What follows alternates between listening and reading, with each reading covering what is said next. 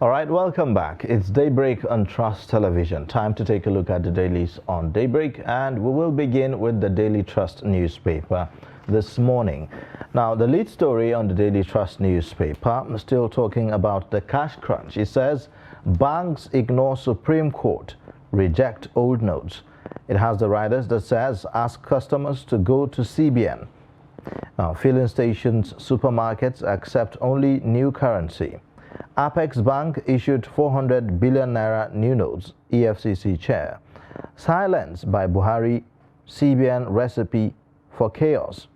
So you find all the details of that on page 4.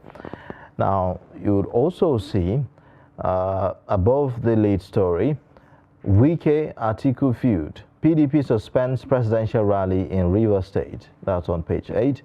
Campaign activities forces import to drop by 30%, says Storn on page 21. Southwest LP members dump Obi, declare support for Tinubu. That's on page 8.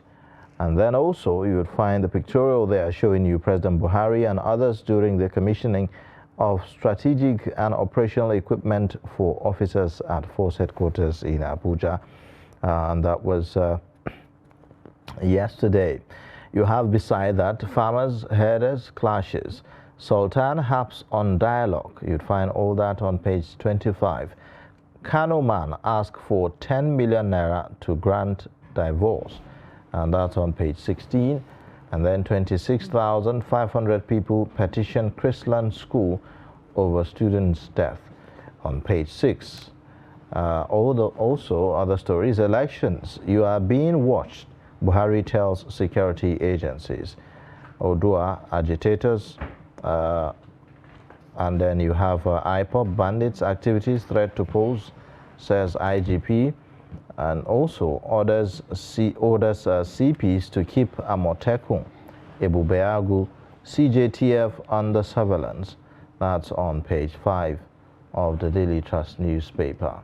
You also have 11 days to go to the election. Kwankwaso in Kontagora urges voters to reject old order. Fulani Group endorses Kola Abiola, boasts of 7 million votes. I will continue oil exploration in Komani, and that's according to the APC presidential candidate, Bola Tinubu. These are the major stories on Daily Trust this morning. Now let's take a look at the Punch newspaper. It's still on the Naira. Naira deadline, banks, fill stations reject old notes, ignores Supreme Court order. And we have the first rider, Buhari, Emefiele meet again as old Naira deposits hit over 2 trillion Naira. POS operators, depositors panic, flood banking halls with old currency. Film marketers blame banks, courts turn back lawyers with expired money. And then we have Buhari launches security equipment, wants pleas against politics. And we have the pictorial there showing the event which took place yesterday. And beneath that, we have Whitney. Protesters besiege Chrisland as government orders inquest.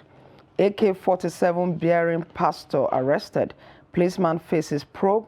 Church apologizes. Breach. Data Bureau probes 110 companies.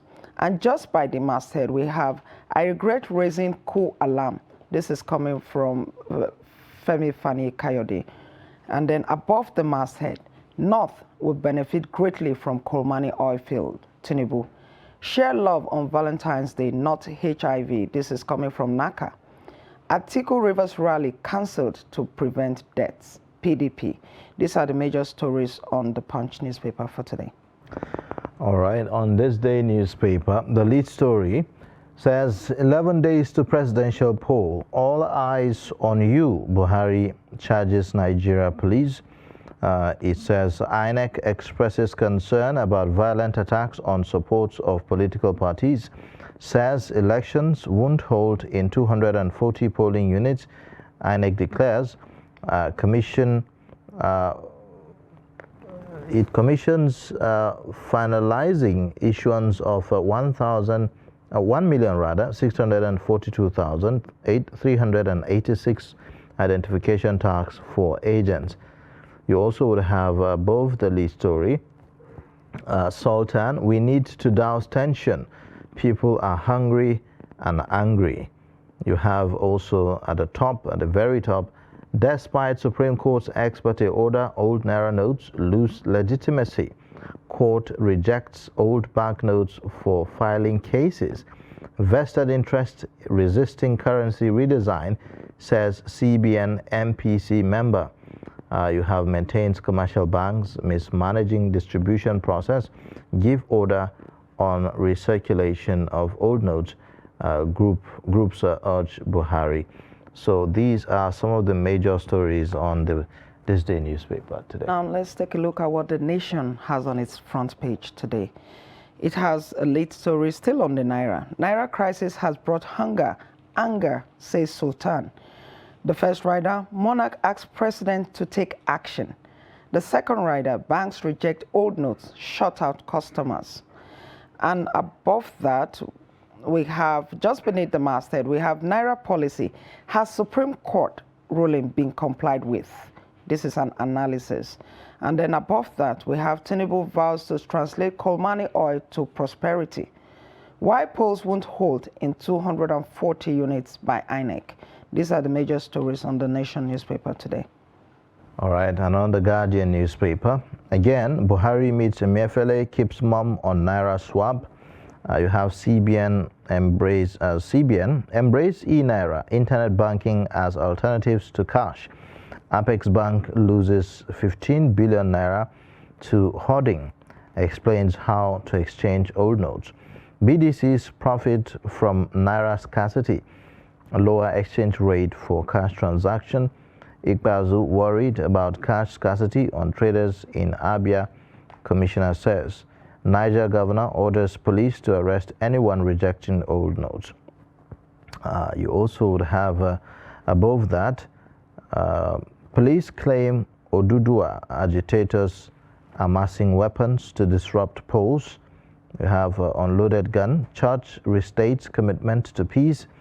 Valentine's Day, Google Trends show Nigeria leads in search for love in 2023. Well, that's quite an interesting story there.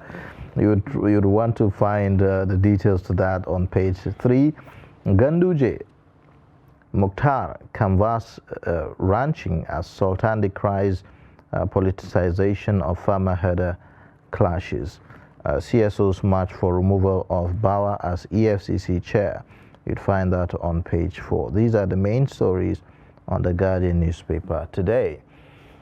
And that's the last story there. We'll be taking perspectives on these stories. We have Dr. Theophilus Abba with us in the studio, the director of the Daily Trust Foundation, to give perspectives to some of the stories. Good morning, Doctor. Welcome to the program. Good morning. Thank you for giving me the opportunity to be here again. All right. Talk about what's happening in Nigeria. Yeah, well, it's 11 days to the elections.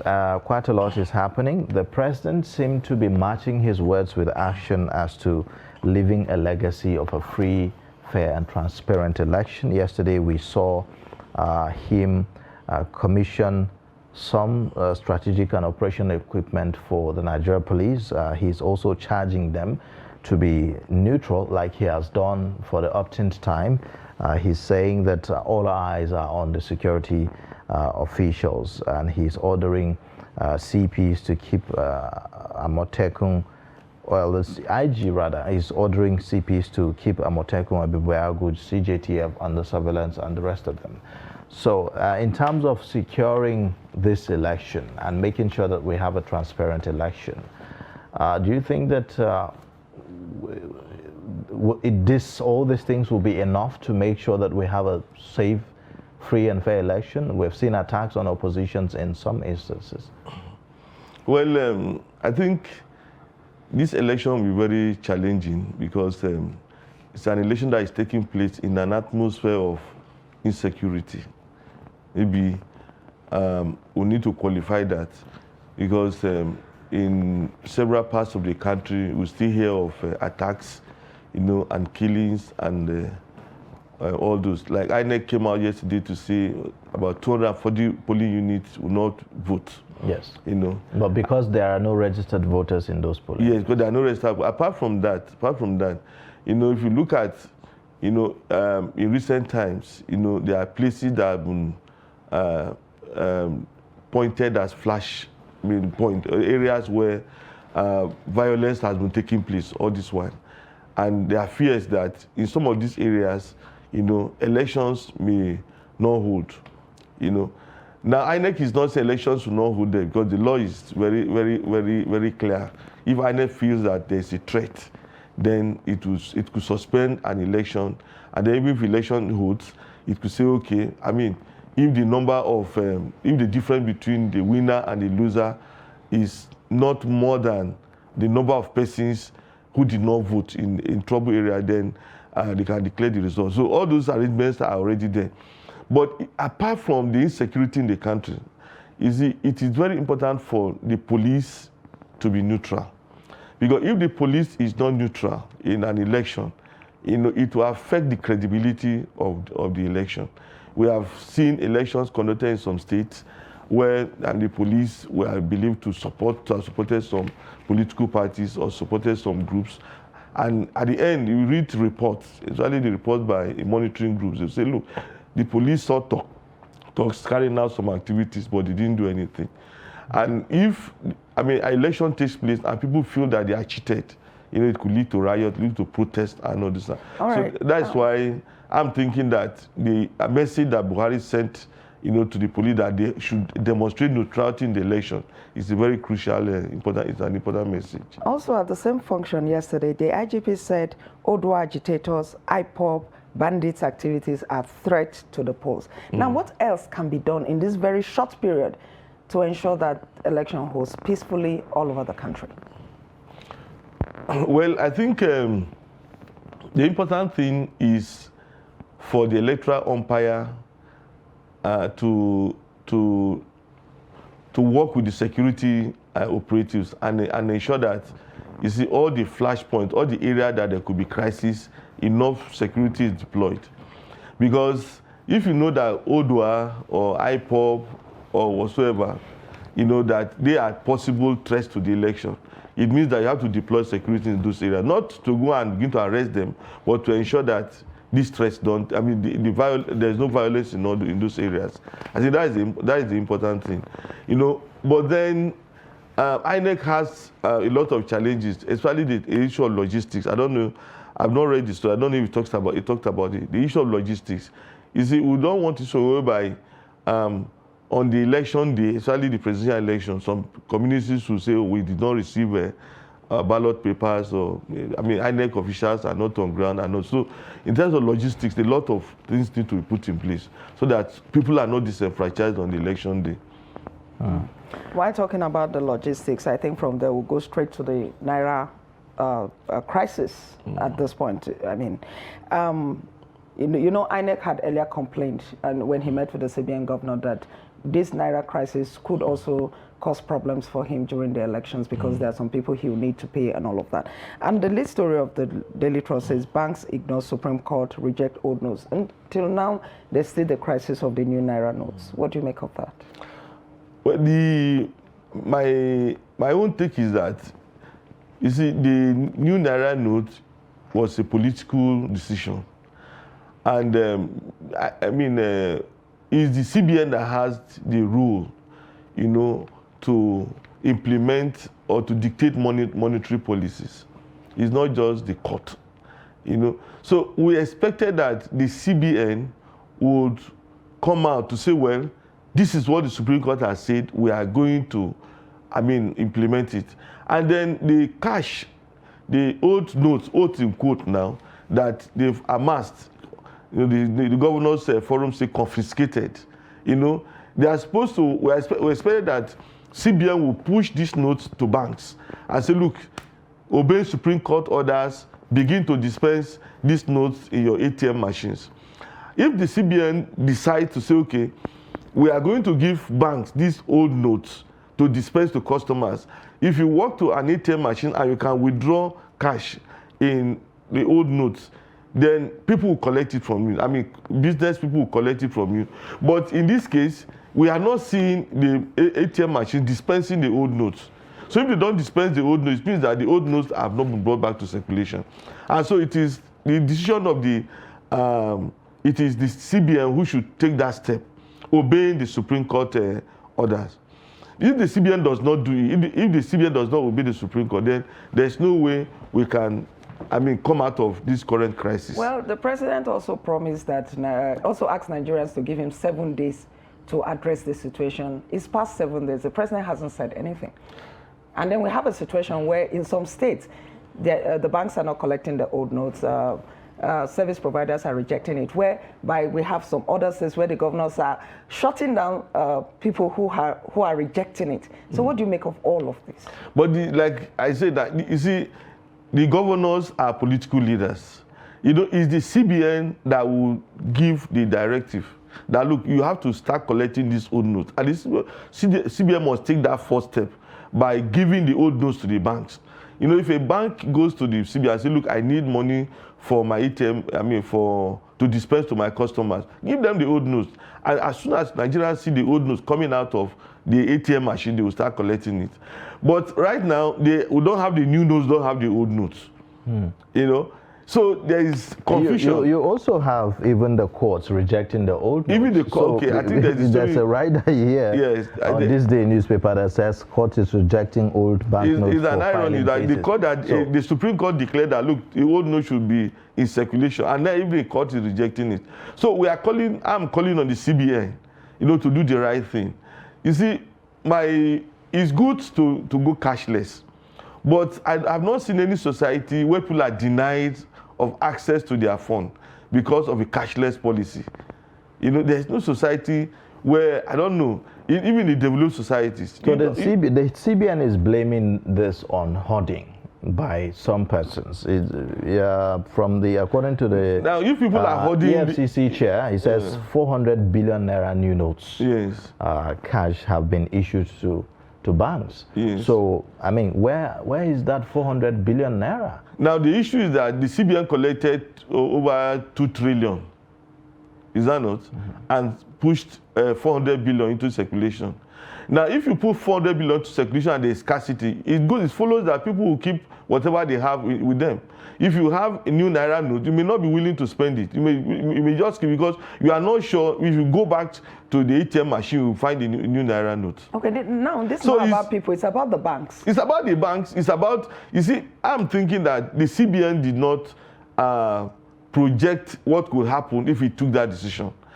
But unfortunately, people have been raising their hands and say, look, you cannot do this at this time.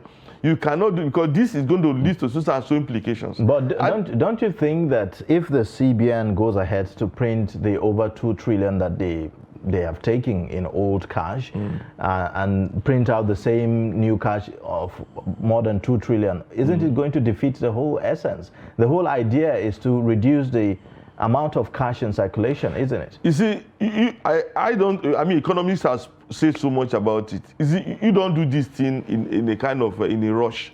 This thing is a gradual process. If you want to reduce the cash in circulation, if you want to change the naira note, now you have to gradually withdraw the old notes. Then you gradually implement policies. For instance, you are saying, okay, Nigerians should not withdraw more than 20,000 naira in a day. Fine. But if I want to withdraw 20,000 naira, I cannot withdraw the 20,000. So, how is that? If previously I could withdraw 100,000, I just go to an ATM machine, press it maybe 4 or 5 times, the 100,000 will come out. But now, even the 20,000 that you say is my limit, if I go to an ATM machine, I cannot withdraw that money. Dr. In your view, what exactly do you think is happening? Because the old notes have been mocked, no new notes, and it doesn't appear. The Council of State advised that print more notes or redistribute the old ones. Yes. People are lamenting daily. The queues are there, yet nothing is done. Why do you think that is so? It is because even those who implemented the policies did not do, I don't know whether it's risk analysis that I'll call it. Because when you are implementing a policy, you must do an analysis to know the implications of what you are doing. When you are doing this analysis, some of the things that will become like a challenge its implementation. Sincerely, if you don't have enough new notes in circulation, definitely people will hoard it. The ones that are in circulation. I don't think people, maybe I've not entered into the banking hall, all this while, but I don't think people go into the banking hall now with maybe 200,000 new notes to go and deposit. Anybody who has the new notes now is afraid that, look, I won't have access to this new note again. Let me be spending it bit by bit. So, and that is because, you see, even the policy, the CBN's own policy, is not being implemented the way the CBN said it should be. If you say, look, you cannot accept more than 20,000 naira in a day. Now, let that 20,000 naira be available. You go to your ATM machine, you cannot get 20,000 naira. You go to the banking, the counter in the bank, you go to the banking hall, you cannot access this money. So is the CBN to be blamed for that? Well, of course, the CBN is the one in charge. Is the regulator. Is the one that decide the policies and is the one who should implement these policies. So the boss stops on the desk of Mefele. You cannot ask Nigerians. In the event that the CBN has issued the needed amount to the banks, should we still blame the CBN for that? No, they have to ensure that whatever policy is put in place must be implemented. I'm just an ordinary Nigerian. There's nothing I can do to a bank that did not give me my cash, unless I want me to sue the bank to court. But the CBN has the authority, and the CBN has other security agencies that you can use to monitor, to know who is doing the wrong thing, to punish them and ensure that what it has set as rules and regulations or policies are implemented. But as long as Mimile keeps blaming the banks and Nigerians keep suffering, it means that policy has not properly implemented. All right, tomorrow the Supreme Court will be hearing the matter proper. Are you hopeful? Do you think that that's where we're going to get a solution to all of this? I'm thinking that it is not, I don't think it's about the law. I think it's about a political step being taken. I'm thinking that the president and the CBN governor must come down from their high horses and admit that this policy is not working, and they have to do the needful. You see, the majority of Nigerians, are in the informal sector. The informal sector operates with cash. A lot of cash transaction takes place. Even if you are going to implement what I call the cashless policy, there's a way you need to woo these people. The infrastructure need to be put in place. Even right now, I was checking some data recently, and I discovered that the even internet penetration in Nigeria is less than 61%. That means that it's not all parts of the country that has been covered. We talk about internet. But do you really need internet to do e-transactions? People have the option of using the USSD. But how many people are literate to use the USSD code? If you go to many rural areas where many Nigerians who do daily transaction with cash live, how many of them have the kind of mobile phones that you need for e-transaction? And how many of them can even use the USSD code to make transactions? If you go to rural area, people are being exploited. The POS operators are exploiting them. If your son sends 5,000 naira to you and you go to them, to give you they will collect 1,000. You say that is their own interest. They collect 500. And if you want to send money to anyone, they will still charge you in rural areas. So these people don't know how to use the USSD code. They don't have internet, and you are saying no, they should do e-transaction. It doesn't work. All right. There's the story on the front page of the Daily Trust. Still on Chrisland, 26,500 people petitioned Chrisland School over students' death, and the Lagos State government has shut down the school. Less than a year ago, Lagos State government also shut down the school over a scandal. What exactly do you think is going on? Well, I think it's a big challenge, to the institution, because it's not good for the institution to be in the news for the bad, for the wrong reasons. The other time it was one scandal, then this one another scandal. And so I'm thinking that the school, should reorganize its systems. Like the woman said, her daughter was electrocuted, is that not? And the school said no, that... no, the woman says she doesn't know what happened. The school is saying that, it's the father is... saying that the daughter was electrocuted. That's what they told him. Then they are saying, oh, no, the girl said she was not going to do it at her sport, then she agreed to do blah, blah, blah, blah, blah. You know, there has to be a proper investigation. You know, there has to be a proper investigation. Because I'm feeling that it's a high-profile school. You understand? It's a high-profile school. And that is why it is in the news. The people who attend those schools are children of very prominent persons in Lagos. That's why it can be in the news. But then there has to be a proper investigation. And the question that, and the pain for the parent of the child is that how could a high-profile school such as Chrisland not have emergency response team available in such situations? She alleged there was no ambulance. Yes, there was no ambulance, and by her narration, the way and manner in which the child was taken to the hospital for attention and everything, it was done so carelessly. She felt there was no due diligence in terms of making sure that all attention needed is given to the child with urgency, with that sense of urgency. That's based on the narration that she is giving. And so, again, that raises the question of, I mean, if you have schools of that caliber, that parents pay such high amounts for school fees, and yet you do not have, such emergency response available in those schools, then what do we say actually, to that? It's unfortunate that, the girl died. It's very unfortunate. For any parent or every parent, it's very, very painful. It's very, very painful. And when things like that happen, a lot of issues will come up. Accusing fingers being pointed here and there, But I'm feeling that there has to be a thorough investigation, and Chrisland School should learn from the outcome of such investigation, because it's a very high-profile school, and they shouldn't be careless. If any staff is found to have not done what he or she ought to do, that person has to be punished. But of course, I will sympathize with the family, condole with them, that at times things like this, they are not things that the school may not be interested in killing any child. It's an accident.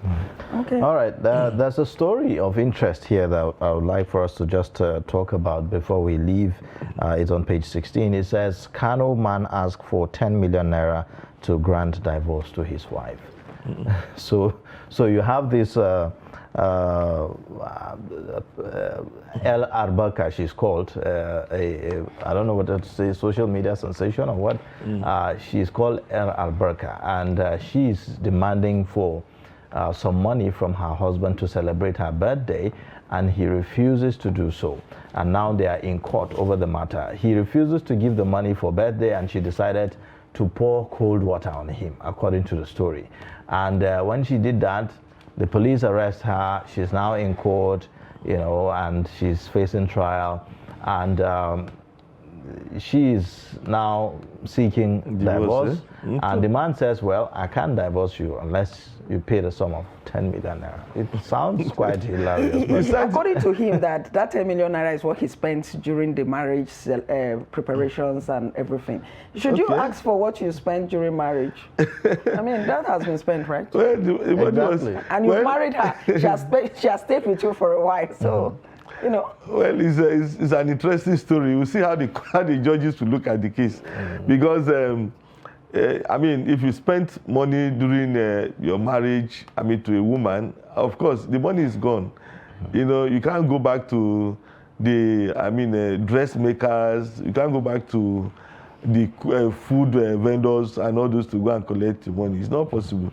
But then let's wait to see how the judges will look at it. But for you to claim such money, there must be an agreement that, look, if this thing collapses, you're going to pay me back. Because for any judge, to deal with the matter, he has to look for evidence of commitment to repay whatever is spent before, during the marriage or during the wedding.